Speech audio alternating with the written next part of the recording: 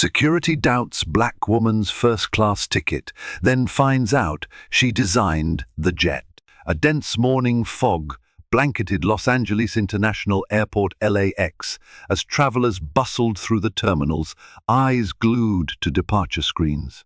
In the midst of the crowd glided Naomi Carter, a poised black woman, clutching a glistening first-class ticket.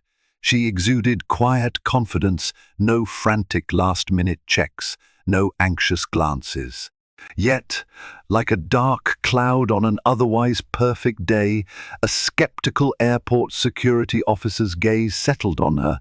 Doubt, suspicion, and whispering onlookers would soon fuel a confrontation. Little did anyone realize this unassuming passenger had masterminded a critical piece of aviation history. Her brilliance had given wings to a new era of flight. Naomi Carter woke long before the sun rose over Los Angeles, her mind humming with a mix of anticipation and mild anxiety. She'd triple-checked her packing list the night before: passport, laptop, design schematics, and the formal invitation to the Aerospace Innovators Symposium in Tokyo. The trip promised to be a career milestone. She'd be sharing the stage with some of the brightest minds at Boeing, Airbus, and Rolls-Royce. At just 32, Naomi had already spearheaded groundbreaking enhancements to the Boeing 787 Dreamliner's composite fuselage, earning her a reputation as one of the new visionaries of aerospace engineering. She called a rideshare to LAX, opting to leave her car at home to avoid the chaos of airport parking. As the city lights blurred past in the pre-dawn gloom, she felt a small tingle of excitement. She glanced at her phone, confirming the seat assignment: 2A, first class on a Delta flight from LAX to Tokyo Haneda. This seat was no perk from the airline Naomi had paid out of pocket, viewing the comfort of first class as not just a luxury but a necessary respite before a grueling schedule of presentations and roundtable discussions. During the ride, she couldn't help reflecting on how far she'd come. Growing up in a modest home near Compton, she'd discovered a love for aircraft early on, thanks to her father's job as a baggage handler and the overhead roar of planes landing at LAX. Scholarship in hand, she'd blazed through Monsieur with top honors in aeronautics and astronautics, then accepted a role at Boeing right out of grad school. Now, less than a decade later, she was one of the youngest lead structural engineers in the company's history. She stepped out of the car at the curb of the bustling terminal, the morning air crisp on her skin. Inside, the hum of voices and rolling suitcases enveloped her. The self-check-in kiosk spat out her boarding pass, confirming her first-class seat with a crisp beep. She tucked the slip of paper into a slim black folder containing her itinerary. It was nearly time to face security, that universal choke point of modern air travel. She felt a nudge of caution sometimes, traveling alone in nice clothes. With an expensive ticket, she drew stares or got questioned. She pushed aside the memory of past microaggressions from airport staff, determined not to let them color her morning. She had a plane to catch, and an entire community of aerospace professionals waiting on her arrival. The security lines stretched in tandem, each one an exercise in patience. Naomi joined a priority lane allocated for first class and premium passengers, one of the small perks she'd earned by investing in a more comfortable flight.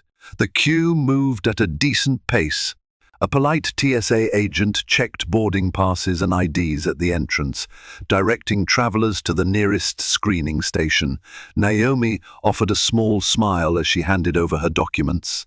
The agent scanned them, nodded, and waved her through without fuss. She let out a discreet sigh of relief sometimes. The biggest hurdles began right there.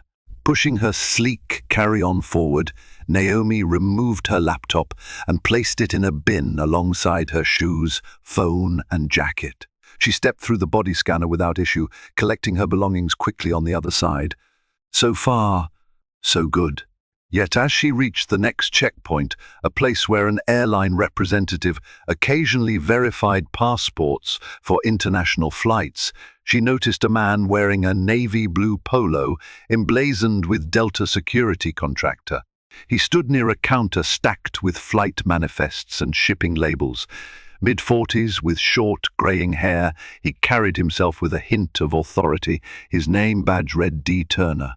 A subtle frown tugged at his features when he spotted Naomi's first-class boarding pass. She overheard him say to a co-worker, "Hey, check seat 2A, something's off in the system." That comment sent a twinge through her stomach, but Naomi decided to ignore it for now. Maybe it was an innocuous mismatch. There could be countless reasons for a flagged seat, from last-minute upgrades to oversell situations. She tried not to let it rattle her. Instead, she focused on the day ahead, mentally running through her symposium topics. Seconds later, as she placed her carry-on handle in her grip, she heard footsteps. She turned to find Turner blocking her path. "M-A-A-M," he said, glancing down at her name on the boarding pass. "Could I see some ID again? There's a small confusion with your seat assignment." His tone was measured, polite on the surface, but it carried an undercurrent like he already suspected wrongdoing. Naomi felt her posture stiffen. "Yes, of course," she replied, fishing out her passport from her laptop bag. Turner looked from the passport photo to Naomi's face, then to the boarding pass. "You know this is a first-class seat." "Yes," she said, meeting his gaze evenly. "That's the ticket I purchased." He nodded, lips pressed into a thin line. Without offering any explanation, he beckoned her to a side area. Naomi followed, a slight knot forming in her chest. She had done everything by the book. Why the sudden scrutiny? Turner led Naomi to a corner near the gate's check-in podium. Passengers streamed past them, oblivious, eager to start vacations or business trips. Naomi's flight wasn't set to board for another 45 minutes, leaving ample time for whatever was unfolding. Two other Delta employees, one with a headset, the other tapping at a computer, cast quick glances at Naomi and Turner. The one at the computer, a gate agent named Hannah, looked perplexed as Turner approached. "What's going on?" she asked. "Is there an issue with Miss Carter's ticket?" Turner tapped the boarding pass. Possibility of a booking irregularity, or maybe it was purchased with the wrong card. Our system flagged it for verification. Naomi felt a wave of indignation. She had used her personal credit card, the same one she'd used for countless flights, and she had all the proof in her digital wallet. "I assure you I booked this seat myself. My credit card is on file. There should be no problem." Hannah typed furiously, pulling up Naomi's reservation. A few seconds later, she looked up. "Everything here appears valid, purchased directly through Delta's site. Ticket number matches, the seat was confirmed. I see no error code." Turner's expression remained guarded. "Let's run a deeper verification," he insisted. "Sometimes the system only shows the final sale. We need to check if there was any mismatch in passenger data." Naomi bristled. It was obvious that no one else in line was receiving this level of scrutiny, and she suspected it had little to do with a mere seat mismatch. She calmly handed over her ID and credit card. "Run whatever checks you need." While Hannah got on the phone with a Delta support line, Turner stood there, arms folded. "Are you traveling alone?" he asked Naomi. "Yes, I am," she replied, her voice clipped. "I'm headed to Tokyo for a business conference." He raised an eyebrow. "Business conference. Must be nice to afford a first-class seat on your own." "It is," she said, not elaborating. She refused to justify her finances to a stranger. She'd learned long ago that some people's prejudice would never be assuaged by explanations. They simply didn't expect a young black woman to be in first class alone. Several minutes ticked by as Hannah communicated with the support team. The flight's departure time loomed ever closer.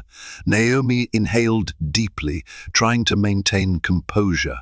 She reminded herself that she had arrived with plenty of buffer time. Still, the ordeal grated on her nerves. She had a lot riding on this trip: her career, her reputation, her chance to finalize important Boeing collaborations. Finally, Hannah hung up the phone. She glanced between Turner and Naomi, a hint of annoyance in her eyes. All cleared. The reservation is legitimate. There's no issue with the purchase or the seat assignment. Miss Carter, I apologize for the inconvenience. Naomi let out a measured breath of relief. Thank you, she managed politely, yet Turner didn't move aside. Hold on, he said. We might need a secondary check. Could you open your carry-on bag so I can see what's inside? The gate agent did a double take. That's not standard procedure. She already passed TSA screening. Naomi felt a flash of anger. She had complied every step of the way. Why do you need to search my bag again, she asked, her voice strained but steady. Turner's eyes flicked dismissively. Just following protocol, ma'am. We get a lot of suspicious bookings out of LAX to international destinations. You can either cooperate or we can involve airport security. A tight coil of tension wound in Naomi's gut. She wasn't naive. She knew her race and her seat choice were playing a role in Turner's suspicion, but she also needed to get on that flight. So, swallowing her pride, she opened her carry-on. Inside were neatly folded clothes, a laptop, some technical drawings, and a few personal items. Nothing remotely suspicious. He pored through her items, lifting the laptop slightly, peering at the sketches of aircraft parts. What are these? He asked, half curious, half accusatory. Engineering schematics, Naomi answered, trying not to sound too terse. For my work. I'm an aerospace engineer. Turner didn't respond, but his mouth set in a firm line. After a cursory look, he closed her bag. Fine, he said, stepping back. You can board once the zone is called. Then he turned on his heel and walked away. Hannah offered Naomi an apologetic smile. I'm really sorry. That wasn't supposed to happen. Naomi simply nodded, too drained to muster a friendly response. She zipped up her bag and moved toward a nearby seat, determined to not let this fiasco overshadow her entire trip. But a simmering sense of injustice clung to her. A part of her wanted to fling her credentials in Turner's face, tell him she'd co-led crucial design improvements that shaped modern aviation. She held back, deciding that the moment of truth would present itself in time. As Naomi settled in the waiting area, she replayed the confrontation in her mind. She recalled a similar incident years earlier, when she was a college student heading to a conference in Seattle. A gate agent had questioned how she could afford a last-minute ticket. Her mentor had stepped in, brandishing Naomi's invitation letter and scholarship details, shaming the agent into an uncomfortable apology. These humiliations, big and small, had left scars. Her phone buzzed. A text from Dr. Priya Sethi, her colleague at Boeing. Heard you're leaving for Tokyo today. Good luck with the keynote, superstar. Naomi couldn't help a small smile. Doctor. Sethi was a brilliant aerodynamicist who'd championed Naomi's inclusion on major design teams. Naomi typed a quick response. Thanks. Boarding soon will keep you updated. The gate area's overhead speaker announced an upcoming call for first-class passengers to board in about 20 minutes. Naomi rummaged through her bag for headphones. She wanted to drown out the noise and stress with some calming music, but before she could press play, a ripple of uneasy chatter spread through the crowd. She glanced up to see Turner returning, accompanied by two uniformed airport security officers. Her stomach plummeted. Could this get any worse? The two officers flanked Turner like an official escort. One was tall and slim with a no-nonsense posture. The other was shorter, stockier, scanning the crowd as if ready for trouble. Turner pointed in Naomi's direction. Instinctively, she stood and faced them, refusing to appear intimidated while still feeling an undercurrent of dread. "Miss Carter?" asked the taller officer. "We'd like a word." Naomi squared her shoulders. "Yes. Is something wrong?" Turner interjected. "I informed them about your suspicious booking. They just need to confirm a few details." Naomi blinked in disbelief. "I thought we already resolved this." The airline cleared my ticket and my bag. The stocky officer lifted a hand, signaling for calm. "Ma'am, we received a report. We're required to follow up. It should only take a few minutes. Could you step aside with us?" A hush fell over the immediate vicinity. Curious travelers craned their necks. Some whispered their theories. She must have stolen the ticket.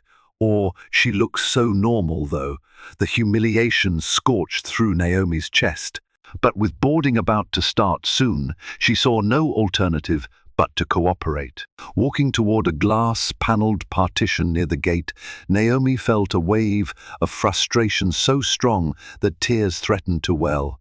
She blinked them back, refusing to let these people see her vulnerability. She had done nothing wrong, and she would not be made to cower. The taller officer led the questioning. "We understand you're traveling to Tokyo in first class.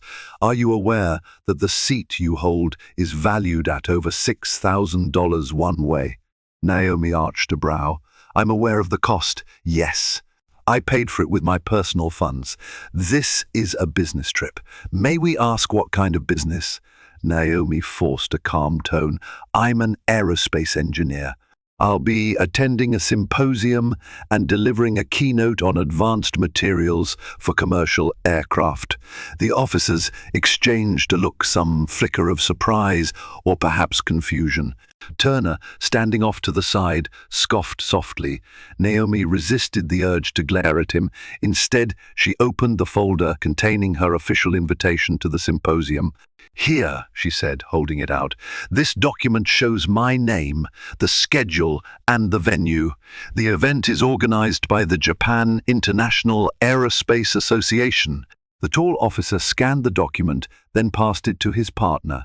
After a tense minute, they seemed satisfied. "Ma'am, everything appears legitimate," the taller officer said, clearing his throat. "We appreciate your patience. You understand we have to investigate any reported irregularity." Naomi's jaw clenched. "I understand ensuring security, but I'd like to know what was irregular about my ticket. I also want to know who exactly reported me, and on what basis." A moment of uncomfortable silence. Turner shifted from foot to foot. The officers didn't answer directly. Instead, the stockier one said, "If there's nothing else, you're free to board when your group is called. Have a safe trip." And just like that, they drifted away, leaving Naomi standing alone by the glass partition, the invitation letter still in her hand. Turner avoided her gaze and mumbled something under his breath, returning to the gate area. Naomi inhaled slowly, trying to contain her roiling emotions. She had never felt more singled out in her life. When Naomi finally approached the gate podium to board, the overhead display read, "Delta Flight 595 Los Angeles to Tokyo, Haneda, now boarding first class and elite passengers." She clutched her boarding pass, heart pounding, determined not to let her frustration show. Hannah, the gate agent from earlier, gave Naomi an encouraging nod. "You're good to go," she said, scanning the pass. "I'm sorry again for the trouble." Before Naomi could move forward, Turner appeared out of nowhere, stepping between Naomi and the jet bridge door. Hannah's mouth fell open. "Seriously, Darryl, it's cleared," she insisted. "I just want to make sure we're not missing anything," Turner said, doubling down, his expression rigid. "Ma'am, I'd like to verify the credit card you used. Please show me the physical card that matches the one on file." Naomi's voice turned icy. "I already did. But here." She opened her wallet and displayed the card, the same one she'd used for the booking. "Last 4 digits, 6,721, matches the reservation." He stared at it. The corners of his mouth twitched. The tension around them had become palpable. Hannah stared him down, fed up. "That's enough. Let her board." A small line of first-class passengers formed behind Naomi, visibly uncomfortable with the standoff. One well-dressed man in a suit muttered, This is ridiculous, shaking his head. Another passenger, a middle-aged woman with a Chanel handbag, whispered something about how Naomi was being treated. Finally, Turner stepped aside. Naomi walked through the jet bridge, gripping her carry-on. Her stomach churned with anger, embarrassment, and a gnawing desire to prove exactly who she was. But she swallowed it all, focusing on the relief of finally stepping onto the plane. She found seat 2A, stowed her bag, and sank into the plush leather seat, exhaling a shaky breath.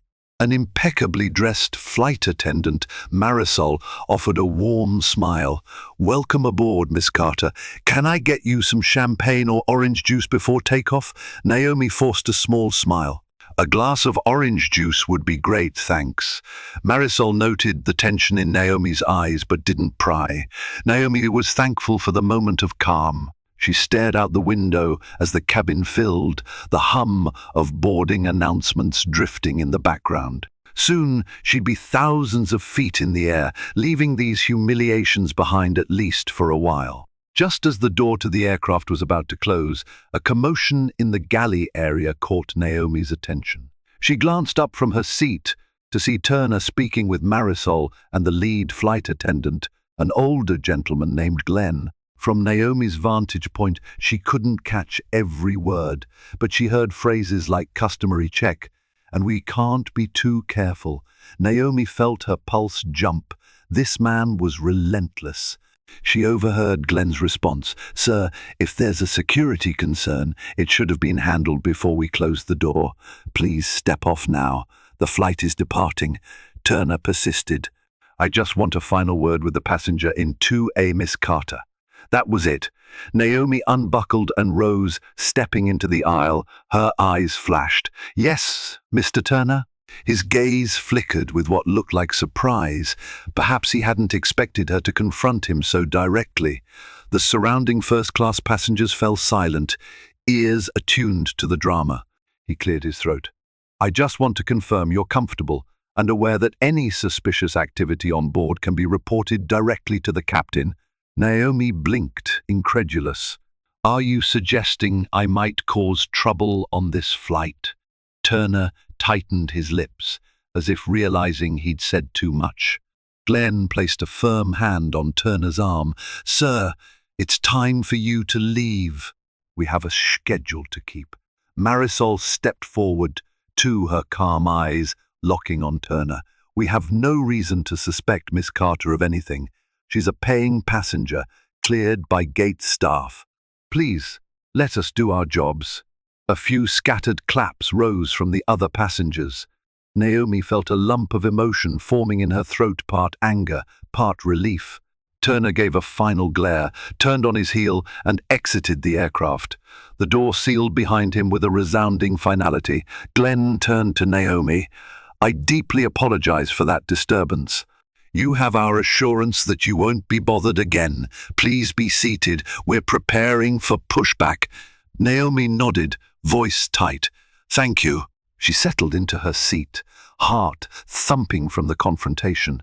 Marisol returned shortly with the promised orange juice, and Naomi gulped it gratefully. As the plane began to taxi, she closed her eyes, imagining the vast Pacific Ocean stretching before them. She'd soon be out of Turner's reach. But the sting of what had happened clung to her, fueling an undercurrent of smouldering anger. She resolved that this would not be forgotten. Once airborne, the roar of the engines soothed Naomi's frazzled nerves like a familiar lullaby. She'd spent countless hours in simulators, testing structural tolerances, analyzing wind shear data. Flying, in a sense, was her domain. It always gave her a peculiar sense of peace, even from a passenger seat. Marisol came by with a menu of gourmet meal options and a wine list. Naomi chose a grilled salmon dish and politely declined alcohol. She preferred to keep a clear head, especially with a major conference awaiting her. She reclined her seat and took a few deep breaths, letting her mind drift over the horizon. Her phone, set in airplane mode, displayed a half-written note addressed to her family group chat. She typed a quick update: boarded, headed to Tokyo, will text when I land. She couldn't bring herself to mention the fiasco with Turner. Not yet. Her mother worried too much as it was. Shifting focus, she opened her laptop to review her symposium presentation. For the next hour, she immersed herself in the slides, advanced composite materials, synergy between carbon fiber and resin, the intricacies of aerodynamic performance. She'd helped integrate these concepts into the Boeing 787 Dreamliner, making the aircraft lighter and more fuel efficient. The symposium in Tokyo would feature engineers from Airbus and smaller up-and-coming aerospace firms. Naomi was tasked with showing how cross-industry collaboration could spark breakthroughs in design. Occasionally, a flicker of memory about Turner's hostility intruded, but she pushed it aside, vowing to direct her energy into something more productive. She was not about to let one narrow-minded security officer overshadow her achievements. After the long flight, the touchdown at Tokyo Haneda Airport felt smooth as silk. Naomi stepped off the plane, greeted by the polite efficiency of Japanese customs. The entire arrivals process was a stark contrast to her ordeal at LAX. No suspicious glances, no baseless accusations. She almost felt a pang of relief, like exhaling a breath she hadn't realized she'd been holding. A driver holding a sign with her name, Miss Naomi Carter, waited near the baggage claim. She smiled at the friendly greeting and allowed him to escort her to a sleek black sedan. The city's skyline shimmered under the afternoon sun as they drove to the five-star hotel, hosting many symposium participants. At the hotel lobby, she encountered familiar faces, fellow engineers, academics, and industry leaders.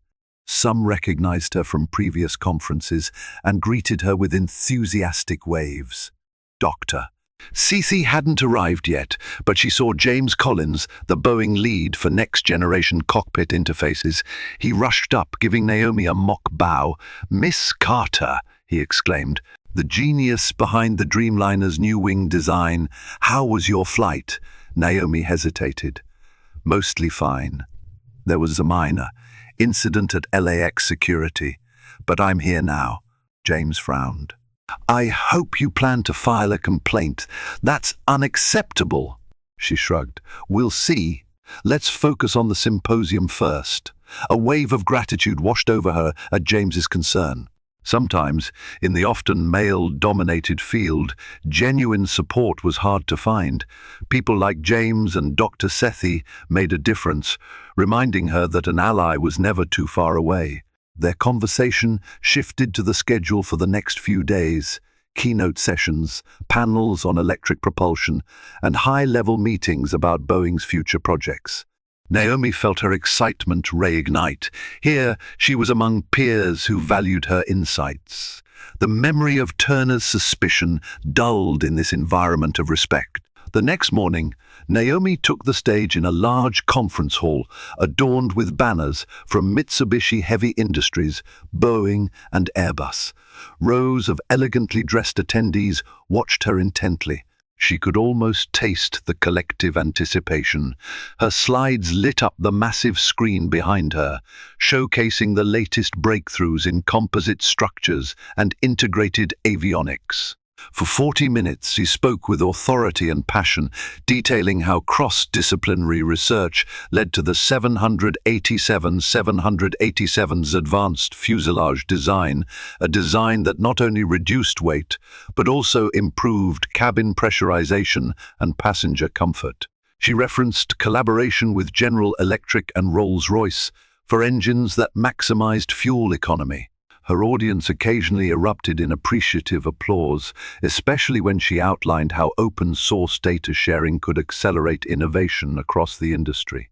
After the final slide, the hall gave her a standing ovation. Naomi felt warmth flood her cheeks. She'd been confident in her content, but the reception surpassed her expectations. As she exited the stage, a swarm of attendees approached with questions, praise, and invitations to network at evening events. In that moment, the humiliations at LAX seemed worlds away. She was recognized here for her expertise, not judged by her appearance or seat assignment.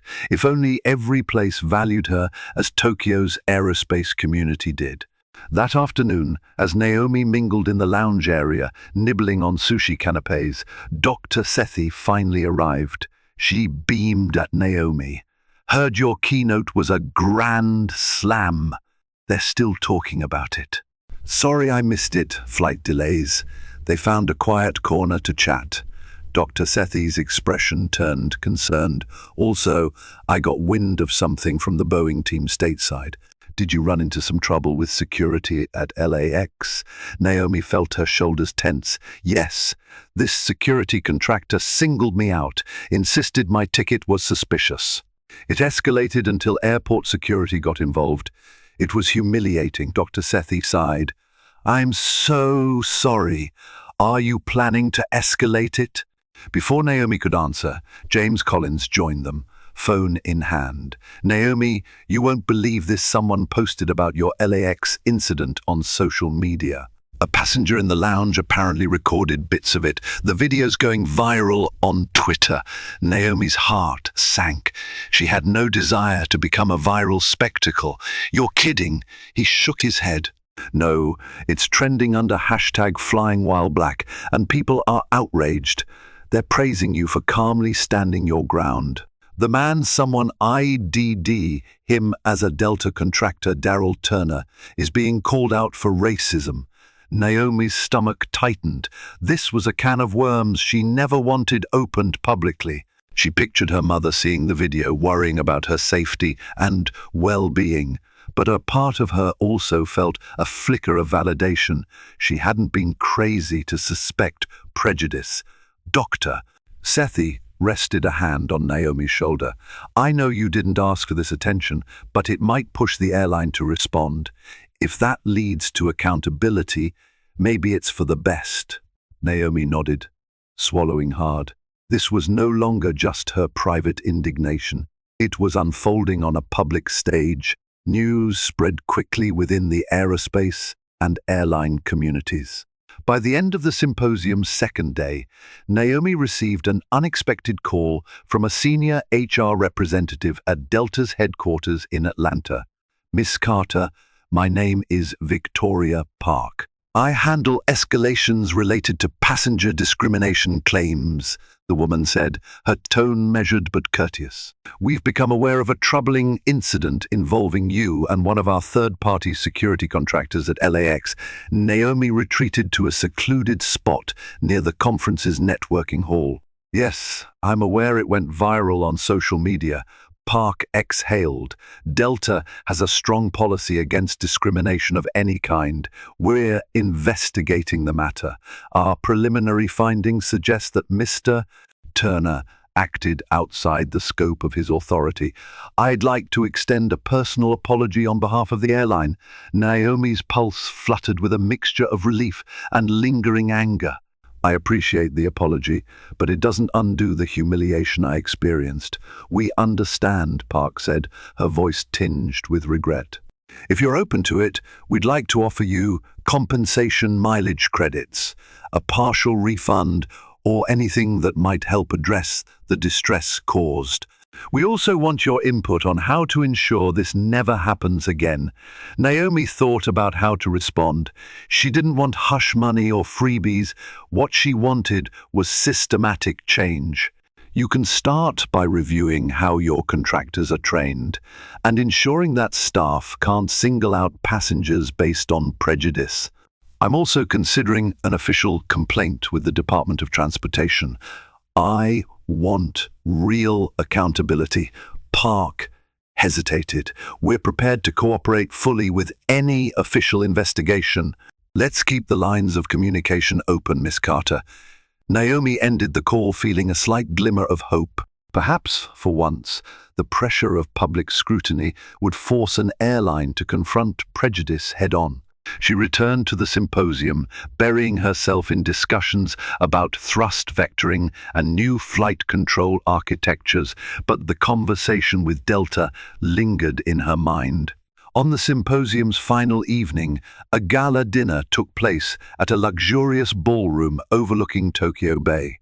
Naomi, dressed in an elegant navy gown, chatted with colleagues from Boeing and Mitsubishi. The event was a celebration of international collaboration, complete with speeches, dancing, and a live jazz band. Midway through the festivities, Naomi felt a tap on her shoulder. Turning, she was stunned to see Sarah Mills, a high-ranking executive from Delta's global operations. Sarah was known in the industry as a problem solver and corporate liaison, often bridging the gap between airlines and aircraft manufacturers. "Mr. Carter," Sarah greeted with a warm, professional smile. "I hope I'm not intruding. I'd like a moment of your time." Taken aback, Naomi motioned to a quieter corner near the floor-to-ceiling windows. The city lights glowed in the distance. "Of course, how can I help you?" Sarah clasped her hands in front of her. "I flew in specifically to attend part of this symposium, but I also wanted to speak with you directly regarding the LAX incident. We're aware you're an important figure in the aerospace community. Delta does not take lightly the possibility that one of our contractors engaged in racial profiling." Naomi searched Sarah's expression for sincerity. "I appreciate you making the effort, Miss Mills. It's been a difficult experience, to say the least." Sarah nodded. "I understand. We've placed Mr. Turner on administrative leave while we conduct a thorough investigation. I wanted you to know that we're reviewing internal security protocols to prevent something like this from ever happening again." A wave of relief and vindication swept over Naomi, though she maintained a cautious stance. "That's good to hear." Sarah's posture relaxed slightly. "Look, Miss Carter, you're part of the very core of our industry, the design and engineering of aircraft. We respect that. It's unacceptable that you had this experience. If there's anything I can do personally, please let me know. I want to ensure that Delta fosters an environment of respect for all passengers." For the first time since the fiasco began, Naomi sensed genuine remorse and a desire for meaningful change. "Thank you, Miss Mills. I'll hold you to that." Sarah offered a handshake, which Naomi accepted. As they parted ways, Naomi realized that her role in designing jets had given her a unique platform. Perhaps this was an opportunity to push for broader reforms, not just for herself, but for every passenger who might face similar scrutiny. After the symposium concluded, Naomi stayed on in Tokyo for a few extra days, meeting with Boeing's local partners. She then boarded a flight back to LAX, this time free of any drama at the gate or mid-flight. She sank into a seat with quiet relief, flipping through notes from her successful keynote. Upon landing in Los Angeles, she received a flurry of updates. Her mother texted that local news outlets had picked up the LAX security story, praising Naomi's calm demeanor in the face of blatant prejudice. Twitter was abuzz, with thousands of retweets of the snippet that showed Turner interrogating her. Meanwhile, Dr. Sethi had emailed an article titled "Aerospace Engineers' Viral Encounter Spurs Conversation on Bias in Air Travel." Then came the real bombshell, a link to a press release from Delta. It stated that Daryl Turner was no longer employed by the airline's contracting firm, citing violations of company policy related to passenger mistreatment. It acknowledged Naomi Carter by name, applauding her professional decorum and confirming that Delta would be revising training protocols. Naomi read the statement twice, feeling a swirl of emotions. She didn't revel in the downfall of another human being, but she couldn't deny a sense of closure. Karma, it seemed, had arrived swiftly for Turner. She hoped he'd learn something from all of this, and that perhaps this incident would serve as a cautionary tale to others. Days later, Naomi was back in her apartment near downtown La, working on a new design concept for fuel-efficient wings. Just as she was trying to finalize a crucial detail about spar reinforcements, Her phone rang. The caller ID showed KTLA 5 News, a local television station. She debated whether to answer, but curiosity won out. "Hello?" A poised voice chimed in. "Miss Carter, this is Danielle Harper, a reporter with KTLA. I'm sure you're aware there's significant public interest in your recent experience at LAX. We'd love to feature you in an interview to talk about what happened and also highlight your accomplishments in the aerospace field." Naomi sighed inwardly. She was an engineer, not a media personality. Yet this might be an opportunity to steer the narrative beyond personal injustice and toward systemic change. "I'll consider it," she replied. "Let me check my schedule." A few emails later, she agreed to do a short segment. The thought of discussing the humiliating ordeal on camera made her uneasy, but if it helped raise awareness and perhaps embolden other travelers who faced discrimination, it might be worth it. The KTLA studio bustled with activity, cameras, bright lights, a flurry of staff members prepping scripts and adjusting microphones. Danielle Harper, a confident woman with a sympathetic smile, greeted Naomi warmly. Within minutes, Naomi found herself on a sleek set, facing Danielle and a camera crew. The interview began with the usual pleasantries, then quickly shifted to the LAX incident. "Naomi," Danielle said, "our viewers have seen a brief video of you calmly explaining yourself to an airline contractor who doubted your first-class ticket. Can you walk us through your perspective in that moment?" Naomi took a steadying breath. "I arrived at LAX for a flight to Tokyo, having purchased a first-class seat with my own money. This contractor, Mr. Turner, singled me out, insisted my ticket was suspicious, and continued to escalate the situation even after the airline verified everything. It was humiliating, and I strongly suspect racial bias played a part." Danielle nodded. "And the aftermath, the video went viral. How did that affect you?" "It was surreal. I never intended to go viral. But I've heard from people worldwide who relate to my experience, folks who've been profiled in airports or other public spaces. I'm grateful the airline took action against Mr. Turner. My hope is that this leads to better training and accountability." A shift in Danielle's expression signaled a new direction. "We also understand you're no ordinary passenger. You're an accomplished aerospace engineer who contributed to the design of the Boeing 787 Dreamliner. Is that correct?" Naomi managed a modest smile. "Yes, I led a team focusing on composite materials for the fuselage and wings. The Dreamliner is a remarkable aircraft, and I'm proud of my role in shaping it. That is incredible. So you had a hand in designing the very planes we all rely on. I imagine discovering that must have shocked anyone who doubted your seat or credentials." Naomi chuckled softly. "I suppose it would be ironic for them. But beyond personal irony, it underscores how arbitrary prejudice can be. You never truly know who someone is or what they've achieved. Judging by appearances can lead to embarrassing mistakes." The interview concluded with Danielle praising Naomi's resilience and engineering brilliance. Naomi walked off set, feeling a weight lift off her shoulders. Perhaps telling her story in such a public forum would ensure that the conversation didn't just fade away, overshadowed by the next viral sensation. In the days following the KTLA interview, Naomi's social media accounts overflowed with messages, some from aspiring engineers, some from travelers who'd faced discrimination themselves, and others simply congratulating her on her achievements. One message stood out from a teenage girl in North Carolina. "Miss Carter, I saw your interview. I've always loved planes, but I never thought someone like me could design them. Now I'm rethinking everything.